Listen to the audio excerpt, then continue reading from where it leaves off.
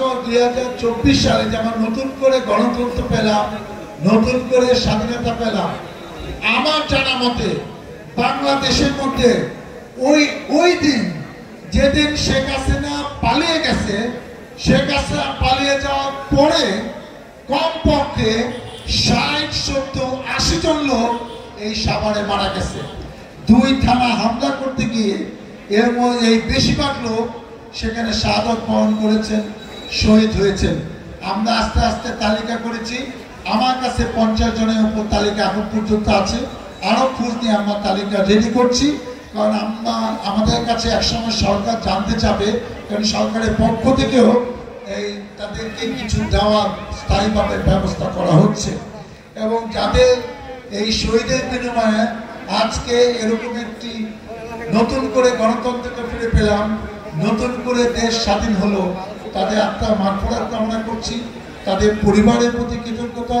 এবং আমি বিশ্বাস করি তারা শহীদ হয়েছেন দেশের জন্য, মহান আল্লাহ তাআলা তাদের বেহেশত নসিব করেছেন।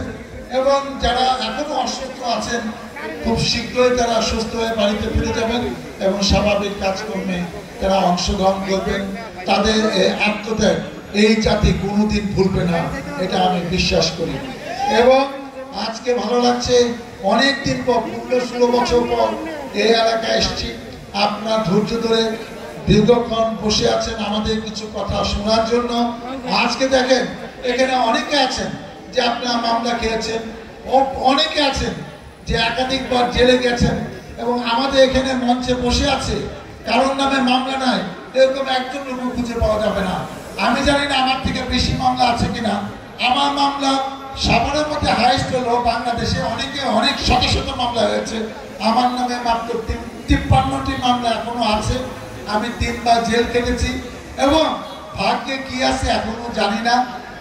একটা সরকার আসছে, আমাদের সবার দায়িত্ব সরকারকে সহযোগিতা করা, এবং এমন সময় আসছে যে তারা কিছু সংস্কার না করে গেলে নতুন একটা সরকার ভোটের মাধ্যমে এসে দেশ চালাতেও পারবে না।